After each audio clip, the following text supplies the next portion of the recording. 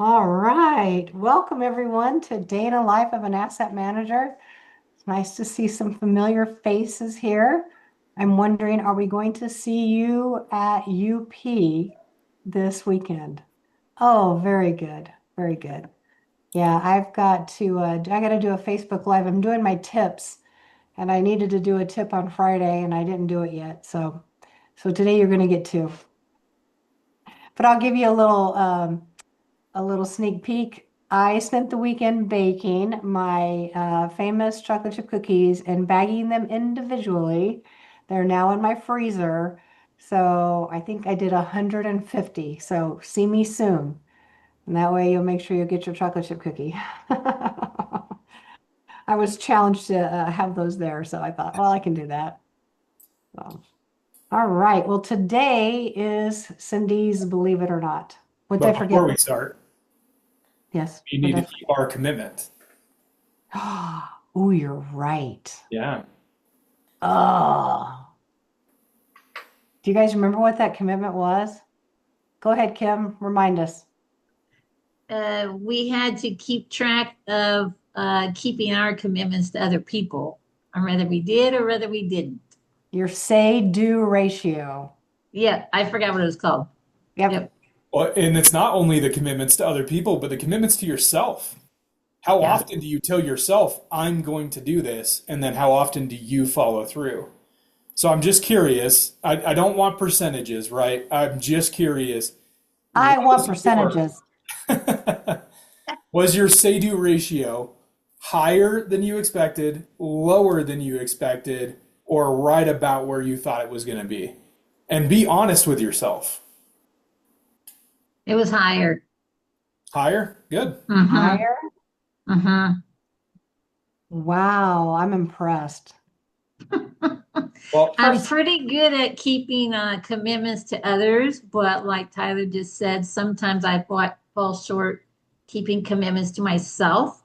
But I did pretty good this week. good. that's really good. The very first time I did this, I failed so miserably. Um, Tyler can tell you, he can attest to that. I I'm terrible, but I'm better.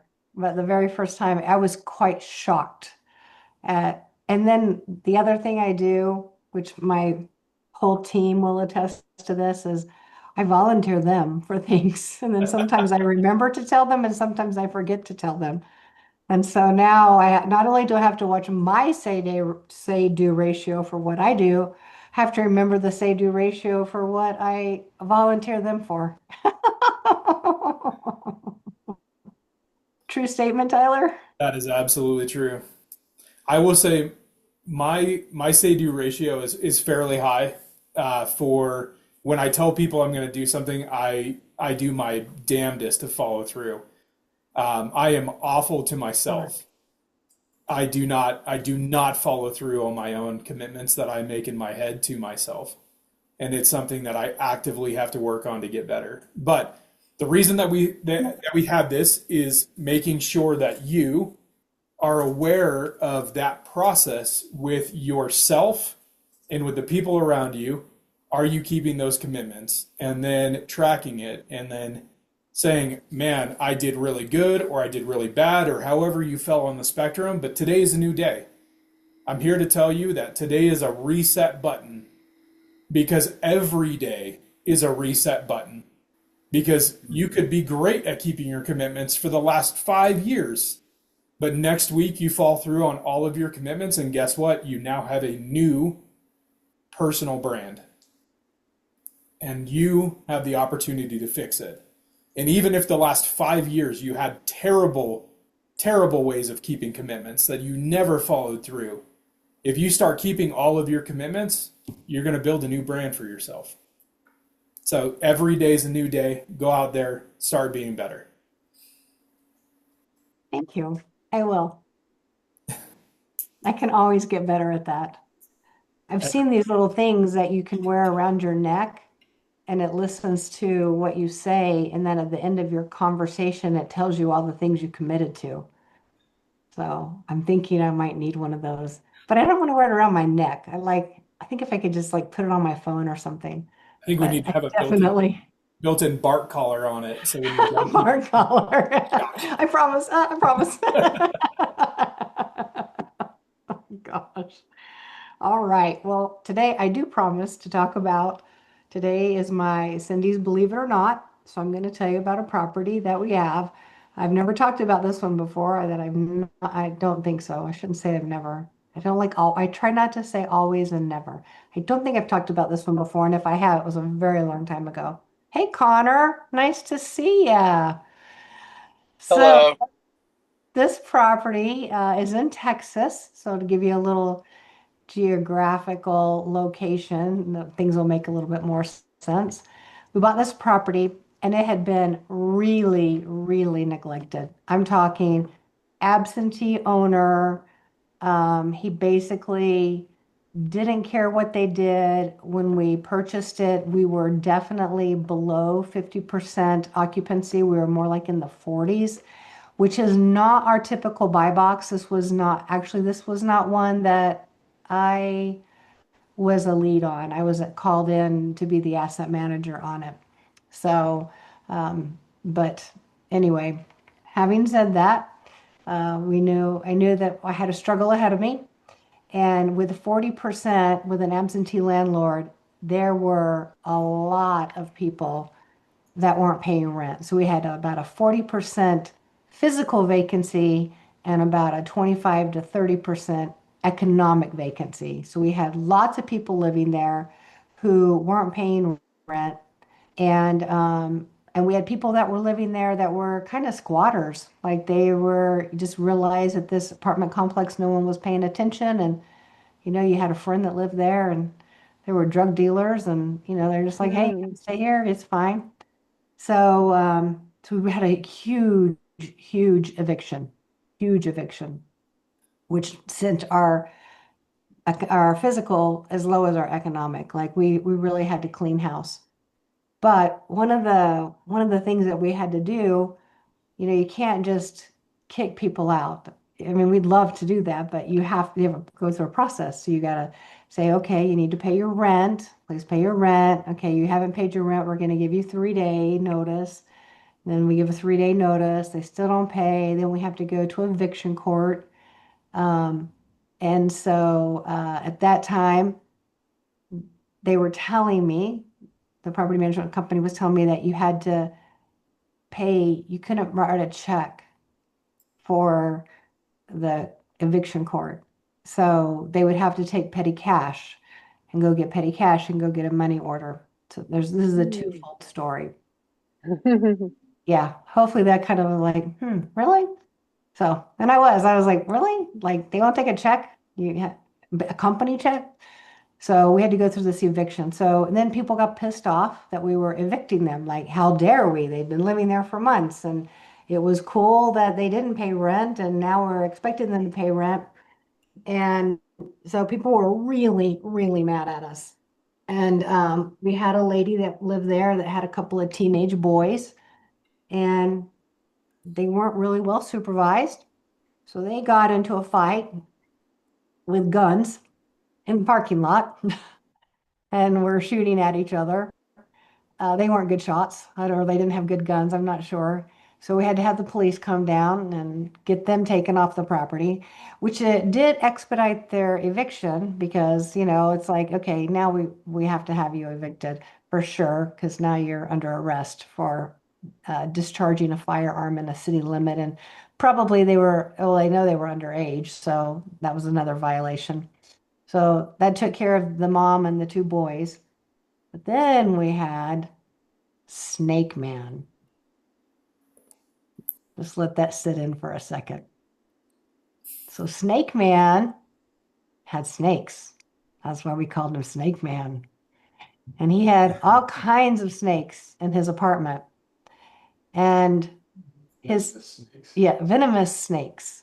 In fact, he took a rattlesnake out of his apartment that lived there and brought it out in the parking lot and was showing it to everyone and kind of threatening people with it, like, I'm going to let my rattlesnake bite you. So then we had to call the police on him and we had to call Game and Fish because it's against the law to capture rattlesnakes.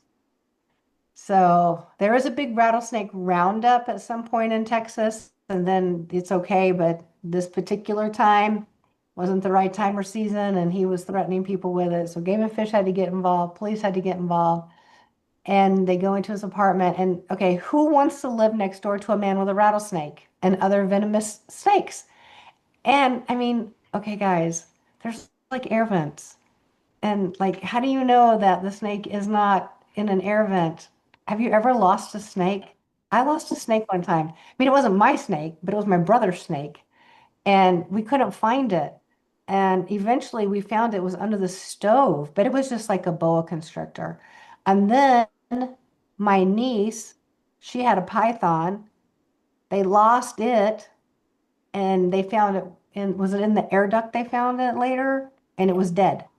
So, I mean, but you don't know like what's connecting like these apartments. And so he's got snakes, and his favorite pastime apparently was to sit and throw knives at the wall. So when we finally evicted him, which it was expedited by the police coming, that always helps you, in evictions when you get the police involved. So but he did not leave like until the eviction process is you go in and you file, and then they have to go before the judge, and they can either ask for a continuance or they can pay, and then you can decide if they can stay or not. And then if let's say they don't show up, then they'll do a writ, which is a written, oh, it's a WRIT. I don't remember what it stands for something, but what they do, that means the constable is going to come out, and the constable is going to be standing by and watching them unpack their house, take everything out of the house, like they physically move them out, and all they do is move everything to the dumpster. Now, these people are living in the apartment, everything's going to the dumpster. I don't think it happened with Snake Man, but what does happen is they'll put the couches and the tables and the beds, and then all the people that live at the complex come out and they look and say, "Oh, this is like thrifting, but it's for free. So what could I use that's here in this pile?" And so seriously, it'll happen at the end of the day, and then the next morning, because then we sit up beside the dumpster, we don't put it in the dumpster. So the next morning you come, and then guess what? There's very little left. It's all back into your complex, but in different houses. So the stuff never leaves. It just moves apartments. But Snake Man, yeah, we had to get him, but he made us wait till the constable came, and by that time he had taken his windows out and put up plywood. So now there's plywood on all his windows. We don't know what he's doing. He's not leaving the apartment, and he's just spending his day throwing knives at the walls. And then we're just praying that he's not releasing any snakes. And he has Drugs started. are bad. He had That's what started. plywood on the window means. Drugs are bad. Maybe so. I don't know, but he put the plywood up, and then he got a knife, one of the knives he was probably throwing, and started like drilling a hole in his wall, like kind of carving out the sheetrock, and was all the way through to the outer wall. Like so in his apartment, you could look through this little hole and you could see the outside. But it was small, but who knows how big it would have gotten if we hadn't found it. So we definitely had to kick him out. But it has been so interesting. And part of it is this particular complex. Now, remember in the beginning, we're evicting people, right? Have to have petty cash because they won't take a check, which it was not true. And they were stealing from us. So they were, saying that they had to have a check for petty cash. So we'd let them go get this cash. And then I don't know if they were writing a check out of the company and just pocketing the money, but when we did a takeover there, and it was a hostile takeover, like very hostile. They were very, very mad at us, which you can imagine because we were, cutting their income, and who knows what they were doing under the table.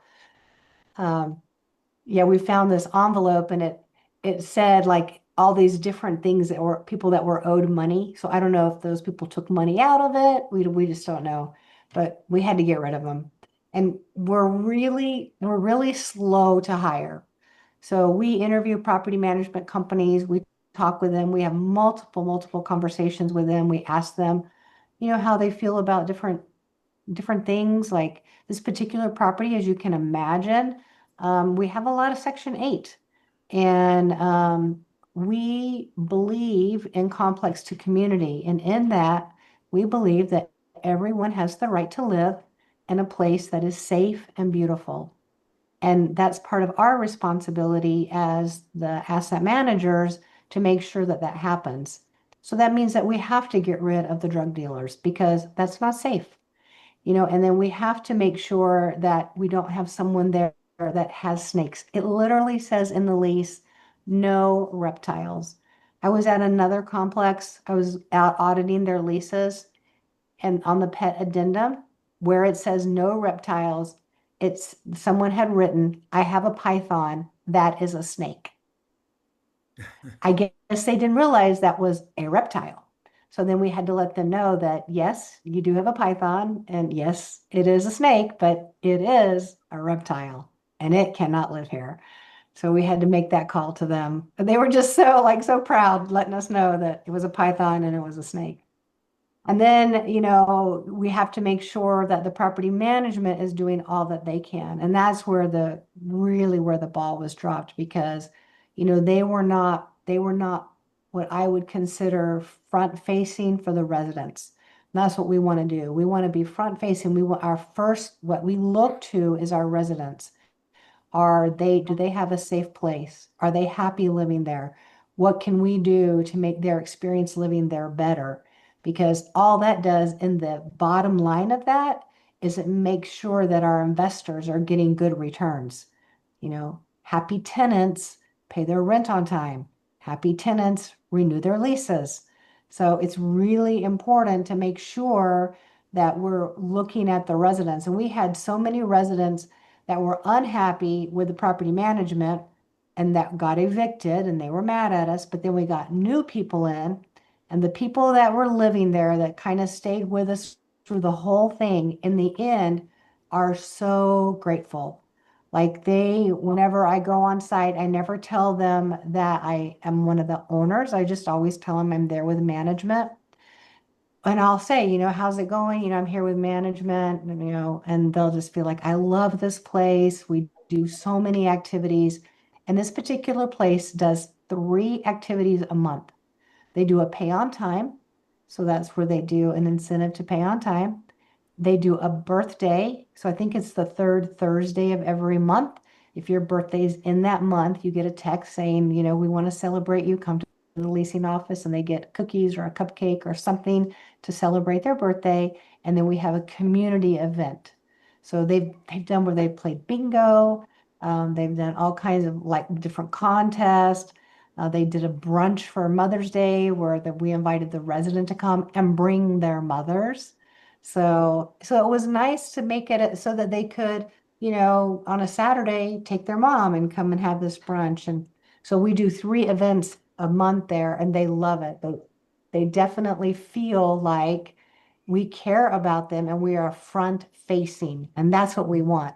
We want to look them in the eye and be able to talk with them and say, what can we do to make things better? So unfortunately, Snake Man, he didn't really care. And honestly, when he got hauled away, we didn't care. We were just concerned that we found empty cages and we didn't know, like, hopefully those are, snakes had died and he just didn't refill it. I'm not sure. But we haven't found any since then, since he's left. So that's good. But we are always doing things to help our residents to feel safe. We have a property right now that has really bad lighting. When you go there at night, it's terrible. It really is bad lighting. And so we talk to the owner. And when we do an on-site visit, there's a form that we fill out, kind of like a unit tracker. For those of you that have been with us for a while, you know what I'm talking about. It's a 200-line Excel spreadsheet. and it lists different things like the exterior, the leasing office, the vacant units, the uh, common areas, and they can receive a pass, needs attention, or fail. So when we do an on-site visit, what we're doing is we're looking at these different things that we look at. And so Lorik and I were at a property about 3 weeks ago, and they failed on the exterior lighting. It was absolutely terrible. And I hate to say it, but that's an environment that invites people to do drug deals or, it's just not safe. You don't want your kids taking the trash out because it's so dark. Who wants to send their kid with a flashlight to take the trash out? And so we failed him on that. And it was very interesting because I want to say he took it personally, but he wasn't mad personally, but he definitely took it personal, like responsibility personal, because he said, "What did I fail on? Tell me what I failed on." Like we met him for breakfast the morning that we were leaving, and we were gonna be emailing him the report. It's 200 lines on Excel. We don't print it out, it's too big. And we said, we'll be emailing you. And he goes, "I just want to know, what did I fail on?"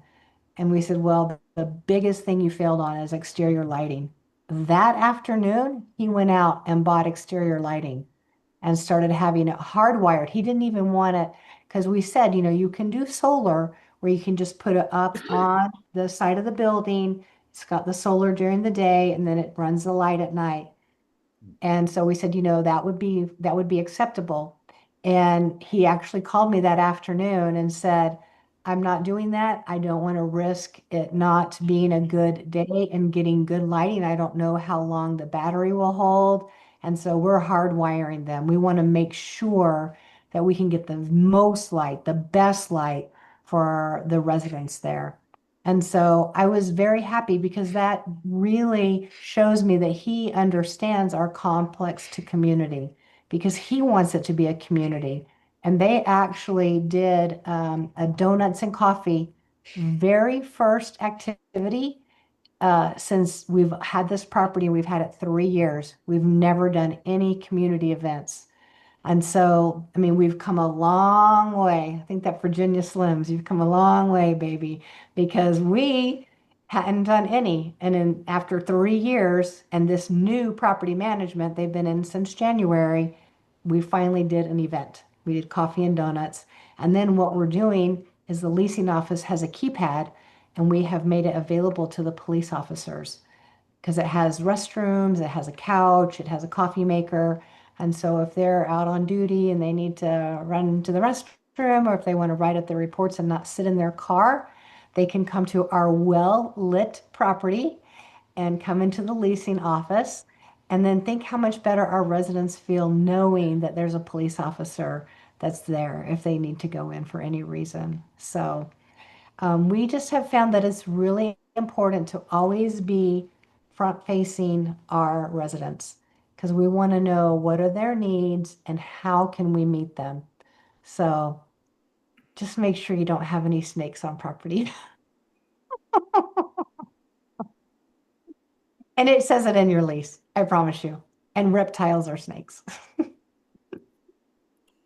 Do you guys have any questions today? We've got about 6 minutes. It is truly like running a little city, right?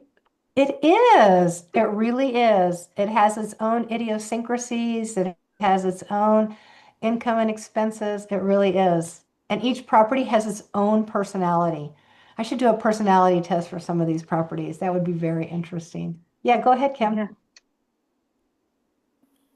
Thank you. Do you think it was more beneficial to have your meeting with the property manager face to face about the lighting instead of sending the list? Absolutely. I think, yeah. Yeah. Uh-huh. Yeah. Okay. So that's what we did. We met with him. He knew that we were doing it. We told him that we'll give you a pass, needs attention, or a fail on about 200 different items, and that's why we're here.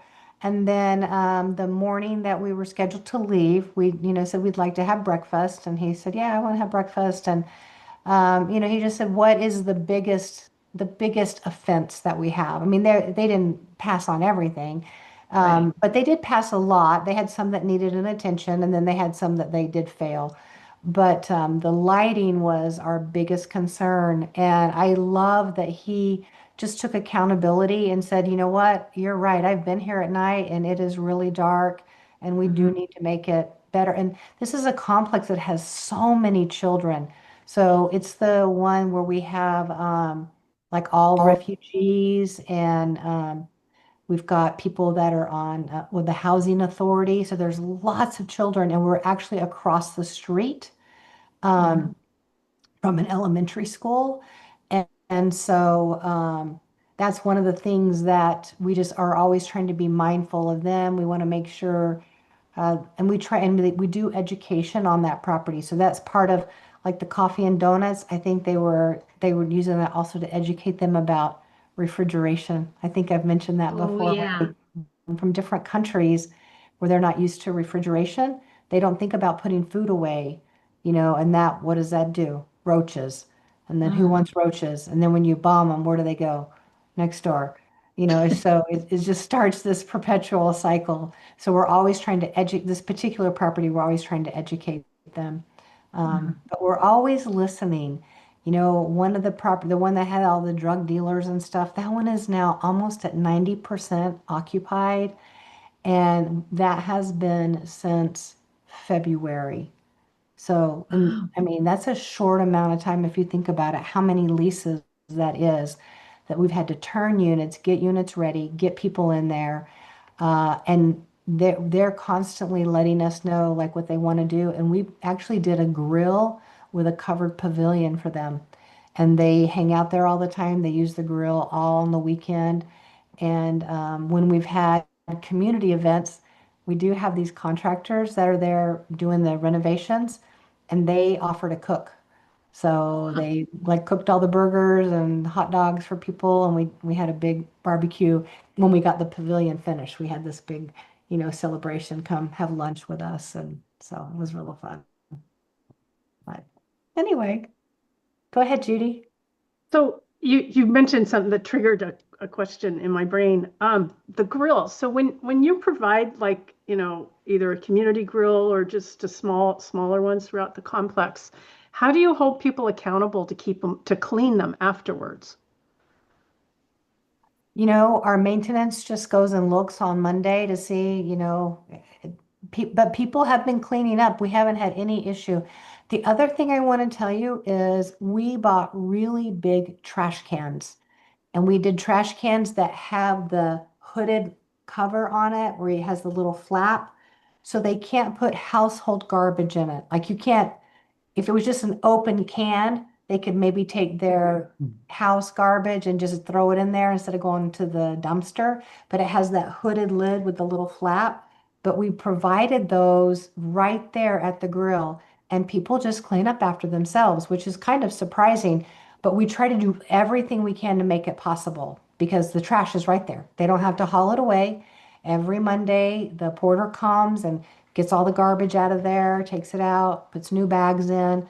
And we've not had any reports of people like leaving trash or not cleaning up the grill. And these grills are gas grills. So, and we provide the propane for it. So, Okay, thanks. you're I was welcome. thinking about that for something else I saw. I thought, how did I ensure it gets cleaned up? Yeah, I think having things where they can. So we do have some others that have charcoal grills, and they have a bucket attached to it and a rake that's attached to it. So when you're done, you can take and rake your briquettes into this little bucket.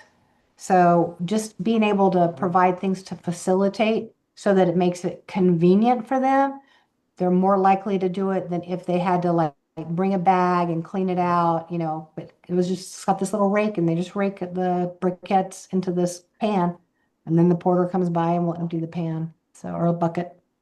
My background is in event and facility management, and it's interesting because one of the speakers that I learned from on just uh, she starts out on customer service, but she talks about if you see that one bottle sitting there, on the next to the can or something like that, you come back 2 hours later, there's another bottle and there's another bottle and so if you don't stay on top of it, Yeah. it becomes a community of bottles.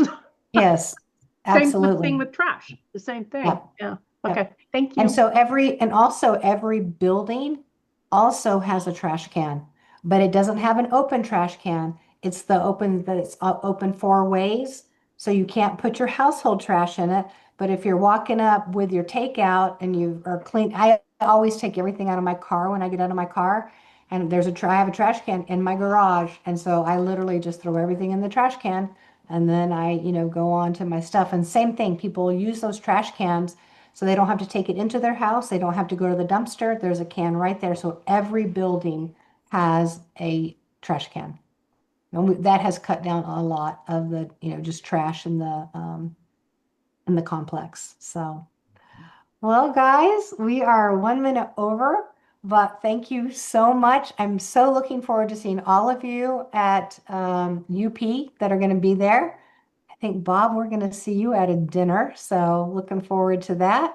And remember, people want to talk to you. So you need to talk to people. So I'm getting ready. I'm going to hang up on this. I'm going to do my Facebook Live because that is my tip is don't be shy.